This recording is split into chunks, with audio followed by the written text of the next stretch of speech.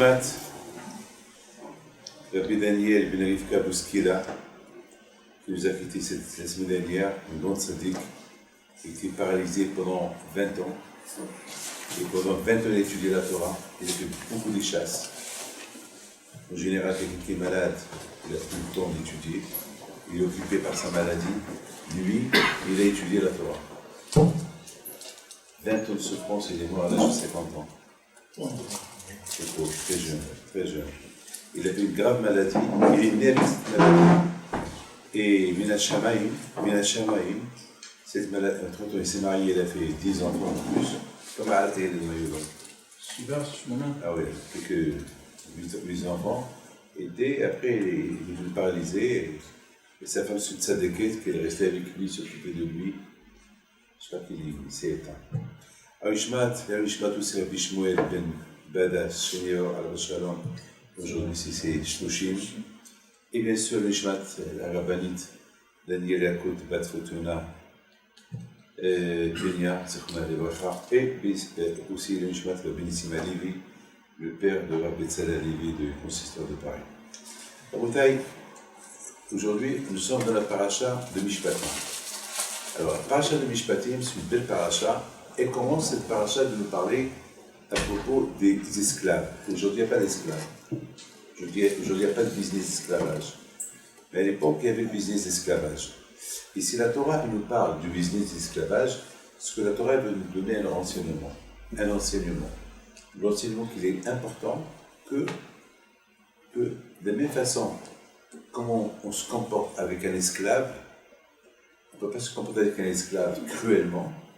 Il faut être cool avec lui. La Torah veut nous enseigner qu'il ne faut pas être cruel. Il ne faut pas être cruel. Ce n'est pas parce que tu achètes un esclave et tu peux faire de lui ce que tu veux. C'est comme un âne, comme un wahtlahmar. Tu as acheté un chameau ou un âne, tu fais de lui ce que tu veux. Un âne, tu fais de lui ce que tu veux. Mais un être humain, quand même, c'est un être humain. Tu peux faire de lui ce que tu veux. La Torah veut nous apprendre à être pitié un peu.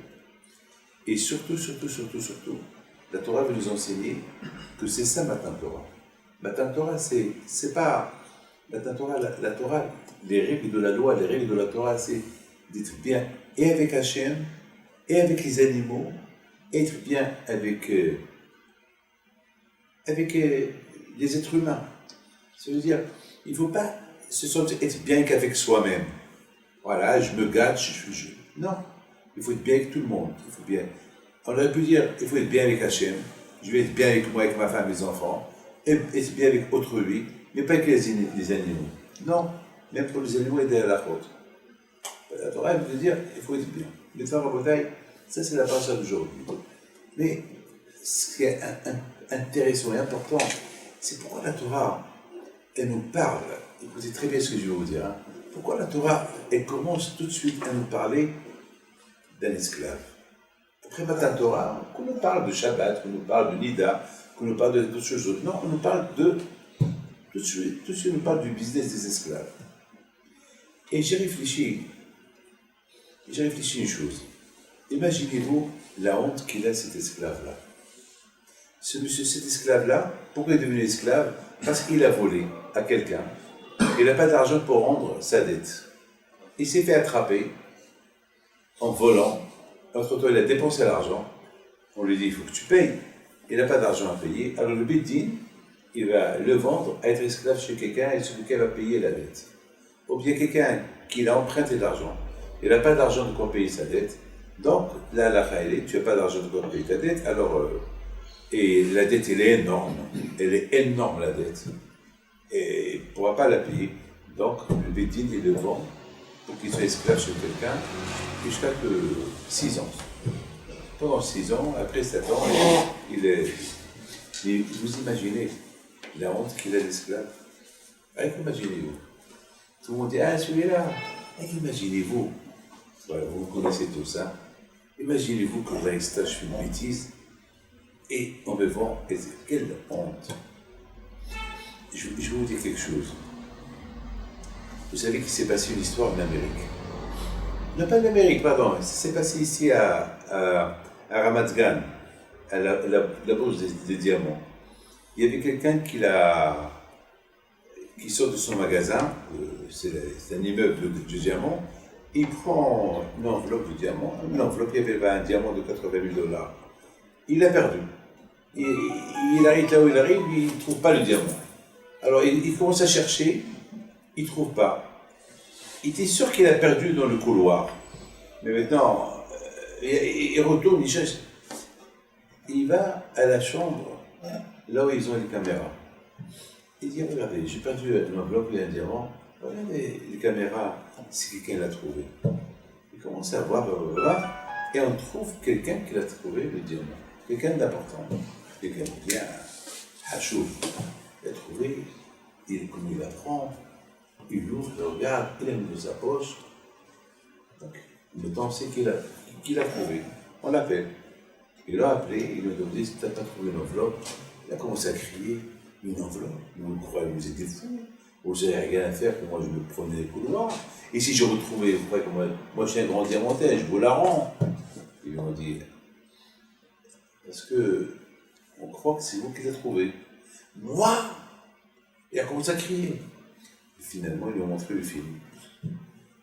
La honte qu'il avait. Imaginez-vous la honte qu'il a. Donc bien sûr, ils l'ont condamnée. Elle va rentrer dans cet immeuble pendant 1 an et demi. Maintenant, entre vous et moi, il sait qu'il y a des caméras. Il sait qu'il y a des caméras. Vous savez, vous êtes dans un hôtel aujourd'hui. Dans les couloirs de l'hôtel, il faut faire attention, il ne faut pas faire des bêtises parce qu'il y a des caméras de partout. Aujourd'hui, dans les aéroports, il y a des caméras de partout. Vous savez, partout, il y a des caméras. On sait tout ce que tu fais. Une fois, je me rappelle, il y a Harry Dadoun, à Paris. Il me dit, j'ai quelque chose, mes amis, j'ai quelque chose pour vous.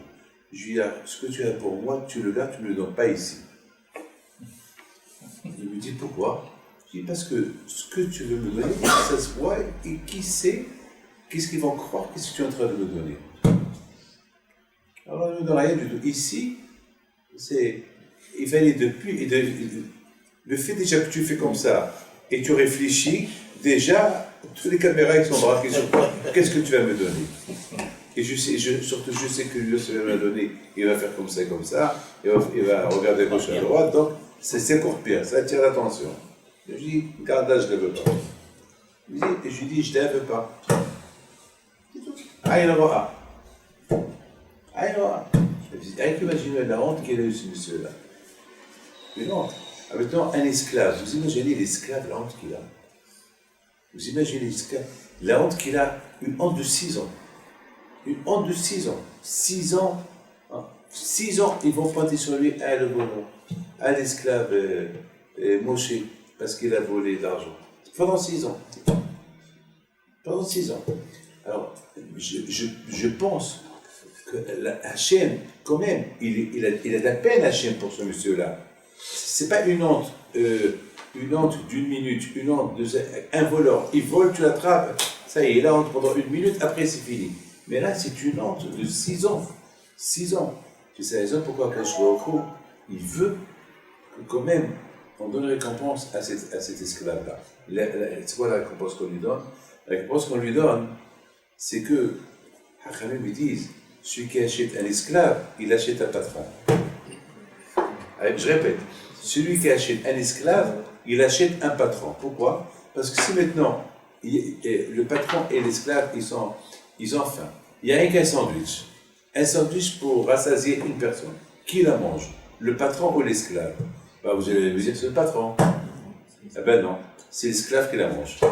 L'esclave, il la mange avant le patron. Maintenant, il y a un lit, il n'y a pas 2 lits. Qui va prendre le lit pour dormir? Le patron ou l'esclave? Ah ben c'est l'esclave.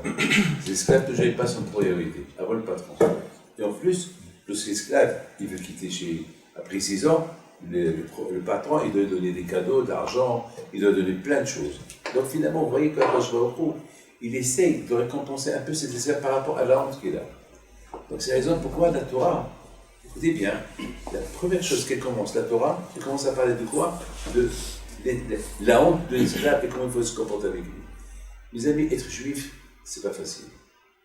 On parle Matan Torah, et tout de suite après Matan Torah, on parle le business des esclaves. Oui ou pas?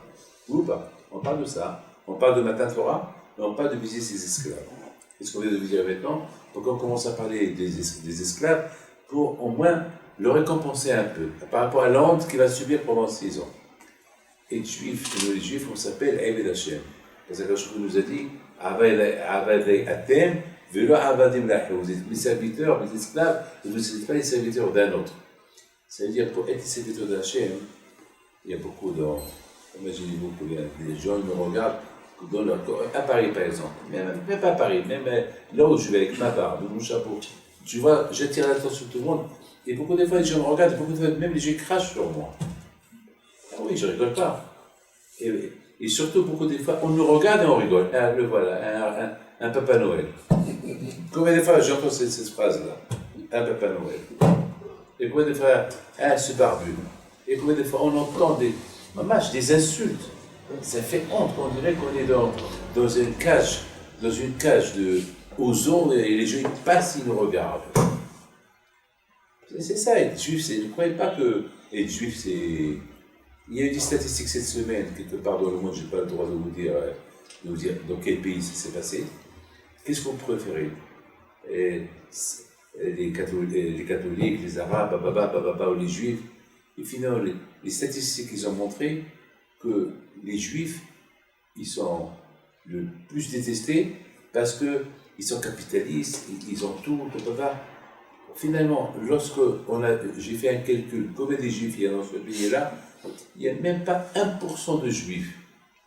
Par rapport à la richesse de tout le monde, il y a 1% de juifs. De ce 1%, il y a un peu de riches, et les autres, c'est tous des riches. Pourquoi que les juifs? Pourquoi que les juifs? C'est malheureusement, à tel point que Hamid nous a dit comme ça. Lorsqu'Hachem il a donné la Torah à Israël, la Torah dit, lui dit, pourquoi ça s'appelle Sinaï, le mont Sinaï? Sinaï, et la Gemara répond, le jour de Matan Torah, Sin'a et Adala Olam. La haine est descendue dans le monde, la haine du juif. Pourquoi cette haine du juif? Qu'est-ce qu'elle a fait les juifs? Pour subir la haine, sans raison, subir les hontes, etc., etc. Pourquoi tout ça? Eh bien, mes amis, il faut dire quelque chose. Je vous le dis quand même. Personnellement, j'ai pas peur qu'on me déteste. J'ai pas peur qu'on me pose de moi ce qu'ils veulent. Ça ne me dérange pas. Et jamais j'ai reproché ou je me suis disputé ou j'ai crié sur quelqu'un qui m'a dit sale juif, qui a craché sur moi, qui a rigolé sur moi. Pourquoi? Parce que je me dis, c'est la volonté d'Hachem. C'est tout. Je dis, c'est Hachem qui a voulu. C'est Hachem qui veut. Pourquoi? C'est ça qui fait que c'est Hachem. Bon. Au moins, il y a quelqu'un qui me rappelle, t'es juif. Le fait qu'il rigole de moi, pourquoi il rigole de moi? Parce que je suis juif. C'est pas grave, je suis juif. Je suis content, je suis heureux. Donc, il y a une honte d'être juif, c'est une honte quand même. Il y a beaucoup de gens qui cachent leur kippa. Il y a beaucoup de gens qui ont honte de dire qu'on est juif. Il y a beaucoup de gens, ils ont honte de les avions. Ils ont honte de manger cachère, parce qu'ils mangent cachère, ça veut dire qu'ils sont juifs. Ils veulent cacher leur identité. Et c'est ça le grandeur des juifs en Égypte. Ils n'ont pas gardé leur identité. Ils n'ont pas caché leur identité. Et c'est la raison pourquoi on doit se rappeler toujours de l'État d'Israël. Vous savez pourquoi? Pourquoi? Pour apprendre de nos parents en Égypte. Ils n'ont pas caché leur identité. Et non seulement ils n'ont pas caché leur identité par rapport à leur nom, leurs vêtements et la langue juive qu'ils ont parlé, mais maintenant avec les mitzvot que Hachem leur a donné, alors avec ça ils sont leur identité elle est maintenant elle est maintenant plus là, j'ai maintenant bigalouille, elle est dévoilée maintenant. Ça veut dire il ne faut pas, mais il y a la honte, il y a la honte, c'est pas grave. Et donc vous avez bien compris pourquoi la Torah, après Matan Torah, elle te parle du Eved. Parce que le Eved, il a la honte. Et la Torah, elle essaie de le protéger de la honte. Être juif, c'est aussi, lorsqu'on a reçu la Torah, de devenir automatiquement des Amadim à Akadosh Baruch Hu.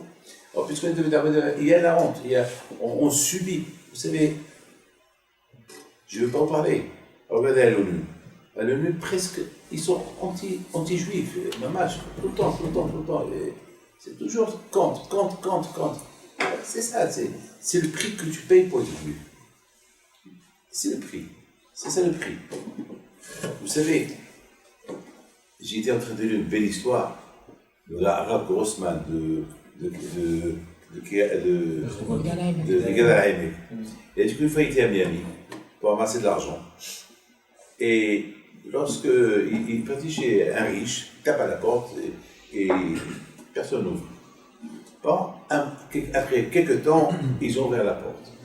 Bon, il avait rendez-vous avec le monsieur là, donc on l'a fait rentrer, il rentre au salon, il y avait le riche qui était là en train de voir un match, un catch. Et il était excité, ce riche-là, il regardait le catch, il voyait comment, et chaque fois il disait, give him, allez, give him, donne-lui, give him.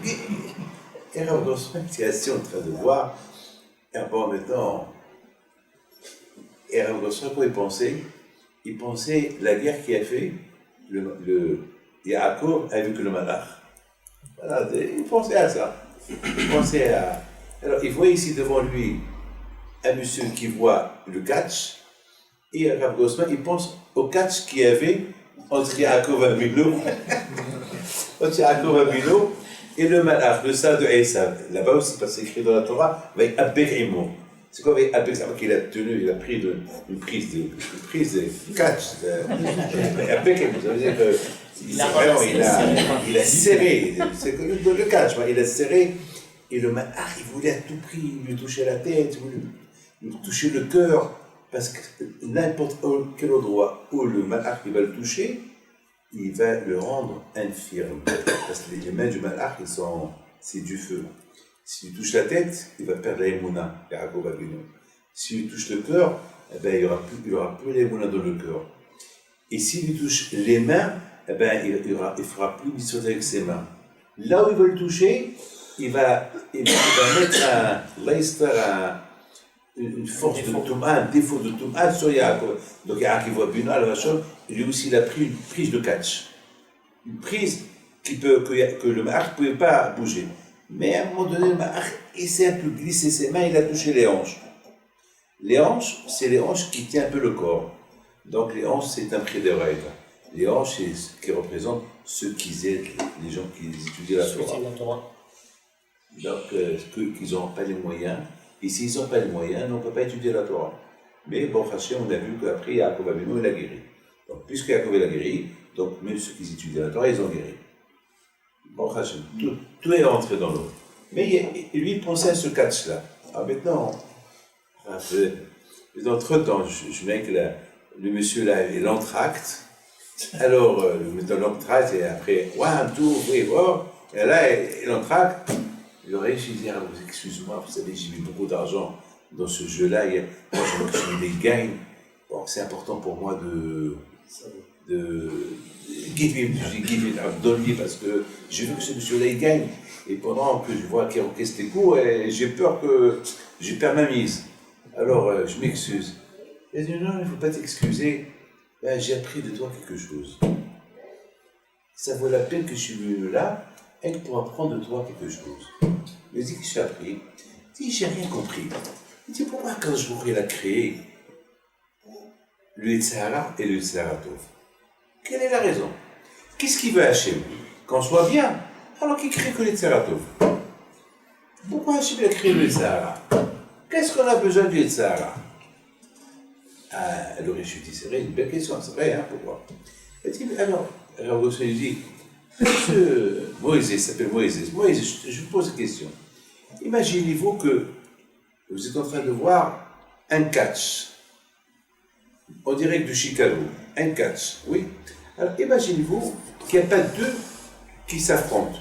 Il y a une seule personne qui s'affronte. Tu l'aurais vu? Il a dit, ben non, je ne dis pas. Il va s'affronter avec lui-même. C'est pas intéressant quelqu'un qui se frappe, qui se donne des coups. Il faut qu'il y ait deux. Donc un, il affronte un autre, et là, imaginez-vous, vous avez par exemple, il n'y a que Manchester United qui va dans le match de truc, et il n'y a personne qui vient, il n'y a pas Manchester City qui vient leur faire jouer avec eux. Ils sont tout seuls. Et ils vont jouer contre qui? Contre le mur. Il faut qu'il y ait deux équipes. Et tu sais, Moïse, exactement c'est ce qui se passe dans le ciel. dans le ciel, quand je vois au cou, il regarde. S'il n'y a que l'Yitzhara Tov, c'est pas intéressant, personne ne regarde. Hachem a créé qu'il y a le Yitzhara et le Yitzhara Tov, et l'homme il est là, il se dispute. Alors, un il l'utilise d'un côté, l'autre il l'utilise de l'autre côté, et du ciel, lorsqu'on voit quelqu'un qui commence à gagner le Yitzhara, alors dans le ciel dit, allez, give him, donne-lui, continue, abat-le. C'est exact, c'est la raison pourquoi quand on crée le Yitzhara et le Yitzhara Tov. Parce que ce qui se passe pour qu'un match devienne intéressant, il faut qu'il y ait deux équipes qui se disputent. Dans le ciel aussi, d'ailleurs il y a un passage, il dit Yoshev Bashamayim, Yitzhak Lamo. Hachem qui est dans le ciel, il rigole. Il rigole. C'est quoi, il rigole de quoi? J'ai réfléchi. Est-ce qu'Hachem n'a rien à faire à rigoler? C'est quoi il rigole? Eh bien, la réponse c'est que Hachem dans le ciel, c'est quoi il rigole? Il regarde ce qui se passe en bas. Il voit comment un juif, on lui fait honte. Et ce juif-là, il subit tout, et à cause il rigole, il est très content. Mais de l'autre côté, il rigole sur celui-là. Bon, ça va, je vais t'avoir. Tu rigoles de lui? Tu lui fais ça? On verra un jour qui va rigoler sur l'autre. On verra. Parce que, il faut savoir une chose. Être juif, c'est pas facile, c'est très très dur. Surtout aujourd'hui en Israël. Beaucoup de fois en Israël, on nous fait honte. Ah oui, les religieux, il y a eu des statistiques cette semaine dans un journal israélien, et toujours on accuse les religieux. Alors il y avait là-bas quelqu'un, il lui a dit, il n'y a que nous à s'accuser, et vous, chez vous, tout va bien, tout est nickel. Alors vous avez vu ce qui se passe dans votre éducation, il a commencé à le bombarder. Et l'autre il le regarde, il dit bon, je préfère ne pas te répondre. Il dit non, parce que tu n'as pas de réponse. Parce que tu n'as pas de réponse à me répondre. Réponds-moi. Vous savez que dans le journal Idiot de la semaine dernière, mardi, dommage je ne l'ai pas apporté avec moi. Quelqu'un m'a apporté le journal. Il dit Rabbi David, toi qui donnes des conférences et tu fais des cours de Torah, je ne t'apporte pas un journal religieux, je t'apporte un journal de la gauche, un journal qui n'est pas religieux, qui s'appelle Idiot. Alors, qu'est-ce qu'il y a? Voilà, je t'ai apporté 3 pages. Une enquête qu'ils ont fait sur l'Internet, sur les cellulaires, sur les iPads qui ne sont pas cachés. Regardez ce qui se passe. Une grande majorité des enfants à l'âge de 8 ans, déjà, ils regardent des films porno. 8 ans. Et là-bas, il y avait des professeurs qui parlent. Hein. C'est un journal de Idiot. Hein. Il y avait des professeurs qui parlent. Il faut s'en occuper de ces cellulaires-là avant que ça soit trop tard. Et peut-être c'est déjà trop tard. Ça, c'est pas un journal religieux qui parle. Hein. Il y a une maman, là-bas dans ce journal, il y a beaucoup de mamans qui parlent. Il y a une maman qui dit la chose suivante. Malheureusement, c'est moi qui ai apporté le malheur chez moi à la maison. Lorsque j'ai découvert ma fille, qu'elle a dit 8 ans, ce qu'elle était en train, parce qu'elle dit j'écoutais un bruit bizarre de la chambre de ma fille. Je dis c'est quoi ce bruit-là? Attends, qu'est-ce qui se passe? Un bruit bizarre. Elle rentre, elle voit sa fille en train de voir ça. Elle a dit j'ai vu le monde s'écrouler sur moi. C'est pas une femme religieuse qu'elle parle, une femme qui n'est pas religieuse. Bien sûr, aujourd'hui, lorsqu'on parle de ça, on rigole de nous. Oui, vous les juifs, vous les religieux, vous êtes arriérés, vous êtes des primitifs, vous ne voulez pas avancer. Lorsque tu vois ce journal de la gauche, ce journal-là, des idiots, que eux-mêmes, ils t'apportent la page en tête, hein. Tu vois un bébé en train de voir un cellulaire. Une grande page, pas une petite page, une grande. Elle a écrit toute la page du journal. C'est une partie dernier, hein. C'est une partie dernier, c'est pas. D'ailleurs, tu vois ça. Alors, nous, alors je me suis dit, bon, Hachem, eux, ils commencent à se réveiller. Mais est-ce qu'ils se sont réveillés tard ou pas? Peut-être c'est pas trop tard encore. Il y a à faire. Bon, mes amis, c'est ce que Hachem il veut de nous. Qu'on soit ses serviteurs. Alors, Matan Torah, il y a Il veut qu'on soit ses serviteurs. Pour être ses serviteurs, c'est bien sûr, c'est pas facile, hein, pour être un serviteur de la Cachot. C'est subir des hontes de la part. Oui, vous êtes toujours à l'écart, ou vous mélangez avec nous, oui, vous êtes ça, vous êtes ça, vous êtes ça. C'est des hontes, mais c'est pas grave. Autant subir des hontes dans ce monde-là que de subir des hontes dans l'autre monde. Il y a une histoire qu'on raconte sur Bi'amam Hassida. Je ne sais pas si vous avez entendu parler de lui. Bi'amam Hassida, lui, son objectif était de libérer des juifs qui étaient en captivité, qui étaient esclaves chez des gens. À l'époque, malheureusement, l'époque des Romains, ils volaient des juifs, ils les vendaient. Et lui, il sauvait les juifs, surtout les filles. Une fois, il a acheté, il a libéré une dizaine de filles, donc il les a mis dans un étage. Et lui, ses élèves, ils sont restés dehors. Ils ont dormi dehors en voyant Abraham Hasdem pour qu'il surveille, qu'il soit sûr qu'au cas de ses élèves, il allait beaucoup de respect des filles. Et au milieu de la nuit, Abraham Hassida, il a eu une tentative, le Satan l'a tenté parce qu'il y avait la pleine lune, qu'il a pas traversé la chambre où il y avait les filles, il a vu les pieds d'une fille. Qu'est-ce qu'il fait à Hassida?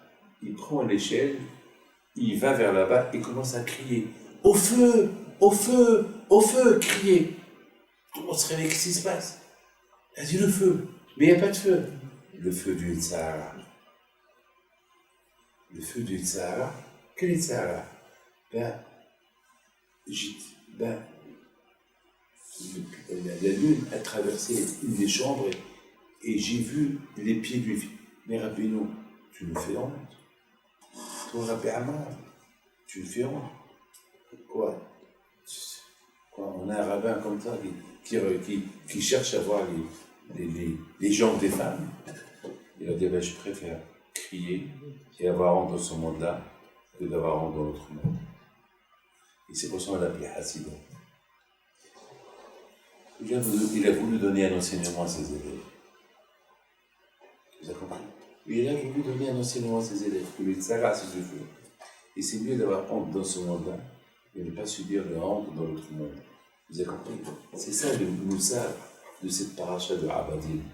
Être esclave d'Hachem, c'est subir des hontes, subir que tu n'es pas comme tout le monde et tout le monde va rigoler de toi. Tout le monde va. Beaucoup des fois, vous savez, une fois j'ai subi une honte dans un avion. Parce que le monsieur, lorsqu'il a vu que chaque fois, il me demande « Tu veux ça ?» Je dis « Non, tu veux ça ?» Il lui dit « Quoi Chez nous, c'est pas bon, quoi. Mais c'est bon, il y a tout le monde qui mange. » C'était business class, il y avait tout le monde. J'ai dit « Non, tout est bon, mais j'ai pas le droit. » Mais pourquoi? Et on dirait qu'il s'est énervé.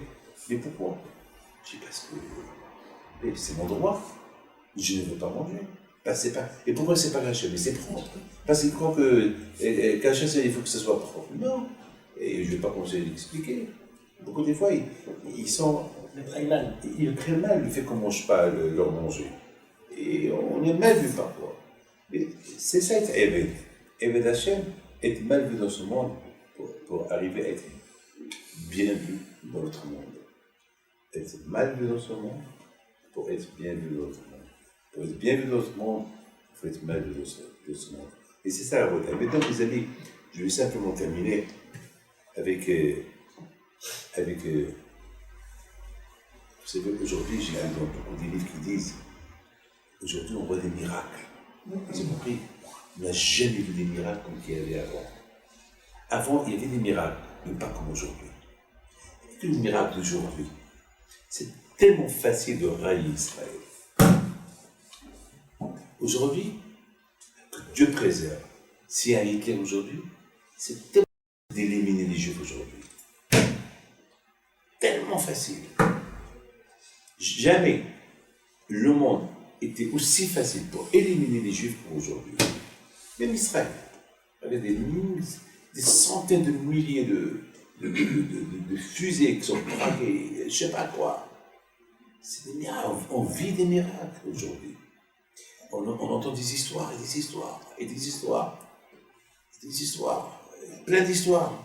Parce qu'Hachem, il veut que quelqu'un vit, alors qu'Hachem, il fait tout pour qu'il vive. Comme ce monsieur-là de Marseille, qui était la semaine dernière, quelqu'un qui a voulu l'égorger avec une épée, et il a eu le réflexe de mettre sa Guémara sur dans les informations en France, ils ont dit son livre de Torah l'a protégé. Comme ça, ils ont dit les informations. Son livre de Torah l'a protégé. On vit avec des miracles. Alors, la question se pose, pourquoi chez nous, à notre époque, il y a beaucoup de miracles? Alors, vous savez, il y a un rabbin qui l'a dit, que le Mashiach qui va venir, tout le monde va commencer à rigoler. Azil Malis Hokpin. Tout le monde va commencer à rigoler. Pourquoi les gens vont commencer à rigoler? Vous savez pourquoi? Parce qu'ils vont dire les gens, mais à l'époque, il y avait des Tanaïm, il y avait des Emoraïm, il y avait Rabbi Shimon Bar Yochai, Rabbi Meir Bar Hananès, il y avait des grands tzadikim. Et à l'époque, Mashiach n'est pas venu. Et rien qu'à l'époque, il n'y a pas de grands rabbanim, Mashiach il est venu. Donc les gens vont commencer à rigoler. Azimalis Hokpino. Mais moi, j'ai dit autre chose. J'ai dit pourquoi nous, on a le mérite de voir Mashiach à notre époque, et pourquoi Hachem fait avec nous beaucoup de miracles, mieux qu'avant, parce qu'à notre époque, on subit beaucoup la honte. Et malgré ça, on tient bon. Vous savez, une fois je montais dans un avion pour aller au Mexique. Alors tout le monde qui me regarde, tout le monde qui me regarde, il y avait une équipe, tout le monde. Bon, qu'est-ce que je fasse? Pour vous regarder. Et non seulement ça, il y a des gens même qui me regardent et ils rigolaient. Et tu voyais les mains qui pointaient sur moi. Les mains qui se pointaient sur moi. Comme que je fasse. Je continue. Et voilà, il arrive un monsieur, un grand de taille, habillé comme un cow-boy. Parce que c'était le Mexique, comme un cow-boy. Il avait une longue barbe bleue. Il a peint sa barbe, comme un punk. Et avec les cheveux longs, rouge, vert, noir, par toutes les couleurs. Et tout le monde le voit, il vient prendre une photo avec lui. Alors voilà, je suis moi, avec mon chapeau original, avec une barbe originale, avec des vêtements classiques. Lui, avec un chapeau mexicain, un chapeau, comment vous appelez ça? Un sombrero. Et avec des vêtements mexicains, une barbe bleue, noire, par toutes les couleurs. Et lui, on l'a pris en sympathie, et moi, on m'a pris en... Pourquoi? Eh bien, il n'y a pas de réponse. Alors, à un moment donné, ce monsieur-là, il vient vers moi, il me montre Zamak sa barbe. Zamak, il prend sa barbe, il me la montre. Zamak, il rigole, Zamak, on est cousins, on est frères, voilà, toi, c'est ton chapeau, voilà. On est comme ça. Je le regarde, je dis, you look splendid. Tu es super, aïe. Oh, aïe, can I take a picture with you? Je peux prendre une photo avec. All right, ok, of course, you can. Ah, j'ai dit non, mais j'ai pas d'appareil, c'est pas grave. Et à cette époque, il n'y avait pas encore les portables pour comme aujourd'hui, tu portable, tu prends des photos, etc. Regardez. Et dans l'avion, il marche, dans l'avion, rien que pour que les gens le sourient, lui donnent des éloges. Et moi, je me lève pour aller, rien que me laver les mains, tout le monde qui pointe sur moi.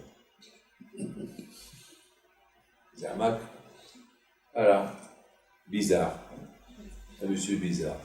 Mais tu as compris pourquoi notre époque à nous, c'est l'époque, la meilleure époque de toutes les époques pour Mashiach avec nous des miracles, plus qu'avant, parce qu'on est l'époque de Mashiach. On est plus méritants. Et pourquoi on est plus méritants? Parce que maintenant que le monde il est trop ouvert, on sait tout de nous. Et le fait qu'on sait tout de nous, on voit vraiment qu'on ne nous aime pas. Donc Hachem, il dit, les pauvres, il faut que je les libère. Et il faut que je fasse encore plus de miracles. Vous avez compris? Hein? Ouais, et c'est ça. Mettons, vous avez compris pourquoi. Et je voudrais, mes amis, simplement terminer avec une seule phrase. Et je vous laisse. Il y a du temps, Abdel. Non, et je vous laisse. Nous, on est dans une époque de la mode. Une époque, une fois c'est la mini-jupe, c'est des décolletés. On est une époque qui n'est pas de sniote, il n'y a pas de pudeur. Et on voit des femmes qui sont sniotes, la tête couverte, un kissou roche ou une perruque. Et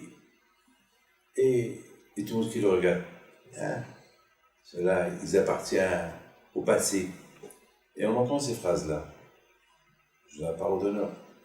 Je vois la parole d'honneur, c'est une femme qui me dit Rabbi David, je souffre depuis que je suis devenue religieuse, toute ma famille est contre moi.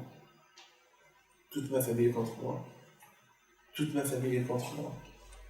Et aujourd'hui, des femmes qui travaillent dans les magasins ou dans les bureaux, combien des fois ils sont harcelés par des hommes. Les hommes, c'est. Alors les hommes, sans Torah, ils s'en foutent, tu n'es pas marié. Ils pensent qu'à leur plaisir. Malheureusement, ils souffrent pour rester fidèles à leur mari. Et que le mari aussi, pour rester fidèle à sa femme, à sa religion, les tentations qu'ils ont. Je connais plein d'histoires. Et à combien de fois, il y a des hommes qui quittent le travail à cause d'une femme mariée qui l'embête. Il doit quitter le travail. Donc c'est pour ça qu'on est dans un matzah. Dans un matzah que Hachem il fait avec nous des miracles. On mérite des miracles. On mérite Mashiach, notre époque. C'est ça, mes amis. La génération de l'Égypte, c'est vrai, avant il y avait beaucoup de tzadikim, mais Hachem n'a pas fait avec eux beaucoup de miracles comme aujourd'hui. Parce que le kouah à eux, il est protégé. On est faible, on vit dans un monde faible, un monde de honte. Et Hachem, il n'a pas le choix. Il n'a pas. Regardez mes amis, les Juifs à l'époque. Pourquoi ils ont été libérés de l'Égypte? Vous savez pourquoi? Parce qu'ils ont fait Misérot Nefesh. Ils ont fait un sacrifice. Ils n'ont pas changé leur main. Ils ont subi des hontes. Ils ont un Mashiach, nos chers Rabbeinu. Nous, c'est notre époque. On subit des hontes, etc. pour notre religion. Alors nous, on va. Et au moment de l'histoire, que lorsqu'on veut les imiter tout le monde et devenir comme tout le monde, ça c'est un problème. Ça, Hachem Yishmor, ça peut que nous éloigner de la venue de Mashiach. Et voilà mes amis. Vous savez qu'il y a une belle question qui pose Ben Ezra, très belle question. Je l'ai vu dans le Daké Moussa. Il apporte une belle question, il dit, lorsque les Juifs, ils ont traversé la mer, ou pas. C'est ça, hein? Il pose une question de Ezra. Mais les Juifs, ils étaient armés. Pourquoi ils n'ont pas fait la guerre contre les Égyptiens? Mais ils étaient armés, les Juifs. C'est écrit dans la Torah Hamushim Alou. Ils ont bien fait la guerre contre Amalek, ou pas? Ben, qu'ils font la guerre contre les Égyptiens. Ça, c'est la question qu'il pose à Ibn Ezra. Une belle question, hein? J'ai pas vu sa réponse à Ibn Ezra. Mais j'ai donné une réponse, comme ça. J'ai dit, c'est vrai, ils auraient pu faire la guerre. Mais il y avait un problème. Vous savez lequel? Comment voulez-vous un esclave? Les Juifs, ils étaient esclaves, les Égyptiens. Comment ces Juifs-là, ils vont affronter leur patron? Parce que chaque patron, il est venu pour récupérer ses esclaves. Comment un esclave, il va affronter? Il va avoir honte. Il y a la honte, il était esclave chez lui pendant 400 ans, maintenant il va lui faire la guerre. C'est impossible. C'est pour ça que je vois il a préféré pour ne pas qu'ils font la guerre. Parce qu'il y a ce qu'on appelle la honte. La honte de faire la guerre contre un esclave, contre le patron. Et de l'autre côté, mes amis, une chose qui est importante, et c'est la raison pourquoi je vois il a dit Hachem ilachem lachem, je pourrais vous faire la guerre. Et vous, taisez-vous. Pourquoi leur dit taisez-vous? Il a dit, c'est pas la peine. Vous avez des armes, etc., etc. J'ai même pas besoin que vous faites la prière. Hein? Allez-y vers la mer. Continuez vers la mer. Moi, je ferai le reste. Sachez qu'il a compris que il y a ce qu'on appelle, il y a la honte. Il n'y a pas pire que la honte. Vous avez vu un esclave qui va faire la guerre à son patron? Impossible. C'est impossible. Même que ce patron-là, ça lui a donné de l'argent, etc., etc. Mais maintenant, il y a toujours cette... Comment tu appelles ça? Ils se sentent diminués. Ils se sont toujours diminués devant son patron. C'est impossible. À l'époque, on nous dit que celui qui fait honte à son copain, comme s'il l'a tué. Regardez Yehuda, il a préféré à subir la honte, et comment il s'appelle, Tamar, il a préféré mourir, elle et ses deux enfants, et ne pas faire honte à quelqu'un. Ne pas dire à Yehuda, c'est de toi que je suis enceinte. C'est dur, c'est très très dur. Pourtant, on comprend pourquoi il y a eu le miracle du 40e souffle, et que Hachem n'a pas demandé à Obli de faire la guerre. Parce que Hachem, il sait que c'est impossible de faire la guerre, c'est impossible. Adonai Ish Milchama, Adonai Ish Milchama. Voilà, c'est moi qui fais la guerre. Bon. Et je termine, les me disent qu'en Israël, il s'est passé que, même que ils ont vu que les Égyptiens, ils ont coulé, ils avaient peur. Ils étaient toujours peur. D'ailleurs, Israël, met à ses batailles. D'ailleurs, Israël, d'ailleurs, la Gedola, Sha'asa Hashem, Israël. C'est-à-dire que les Juifs, ils n'étaient pas tranquilles, c'est que chaque Juif, il a vu son patron mort. Ah, il est mort. Ah, maintenant, ils ont commencé à chanter à chez Moshe. Ça veut dire qu'ils n'étaient pas tranquilles, les Juifs. Tant qu'ils n'ont pas vu l'Égyptien mort, ils n'étaient pas contents. Vous comprenez très bien cette belle paracha qui ne parle que des esclaves. On a appris plus ou moins beaucoup des sodos, la plus importante chose qu'on a appris, c'est que être juif, c'est pas facile. C'est un travail. Parce que être juif, nous inventent qu'on rigole de nous, qu'on se moque de nous, qu'on dit attends, quelle religion, qu'est-ce que vous êtes en train de faire? Ne pas toucher une femme, qui est nida, 15 jours, vous êtes des fous, et ne pas manger de taref, c'est d'ailleurs dans la paracha de Zotrokat Torah, je sais que les gens ils rigolent. Pourquoi ça et pourquoi ça? Pourquoi ça et pourquoi ça? Et on rigole de nous. C'est vrai, il y a beaucoup de choses qui ne sont pas logiques. Pourquoi on les fait? Il y a beaucoup de qui ne comprennent pas. Pourquoi je n'ai pas le droit d'allumer Shabbat? Ils rigolent. Mais je ne vous comprends pas. Mais c'est ça. Parce qu'on est des serviteurs d'Hachem. Et parce qu'on est des serviteurs d'Hachem, alors on subit des hontes. C'est pour ça qu'il vient nous renforcer que c'est mieux de subir les hontes dans ce monde-là pour avoir la liberté totale. Be'ezat Hachem dans l'autre monde. Parce que vous voyez, moi je termine là, je ne dois pas ordonner. Jamais j'ai senti la honte dans ma religion. Moi je veux le dire. Jamais. Quand je suis fier, je suis très fier. Je suis fier d'être juif. Je suis fier de ma barbe. Je suis fier avec ma kippa. Je suis fier. Très fier. On rigole de moi. Ah ben, si on rigole de moi, c'est que je suis spécial. C'est que il y a quelque chose que, bon, vous savez, un rigolo, il a toujours un plaisir. Quelqu'un qui fait rire les gens, il a un plaisir qui fait rire. Il est payé pour ça ou pas? Il est payé. Comment ça s'appelle ce Malais là, Gad Elmaleh, il fait rigoler tout le monde. Il est content lorsque tout le monde rigole.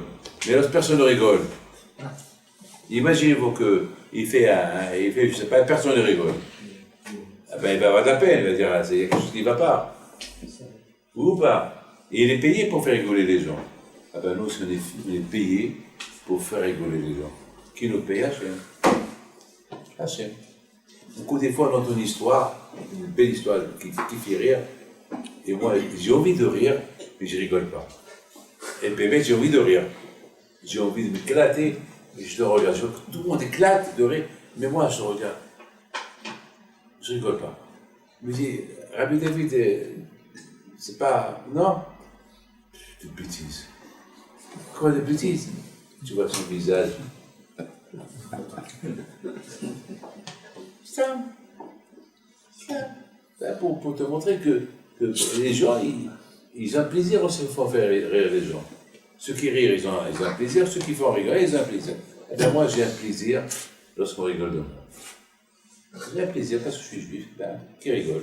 Il a un plaisir. Moi aussi, j'ai un plaisir que je lui fais plaisir. Voilà, c'est tout. Allez, que le bon Dieu vous protège. Je vous donne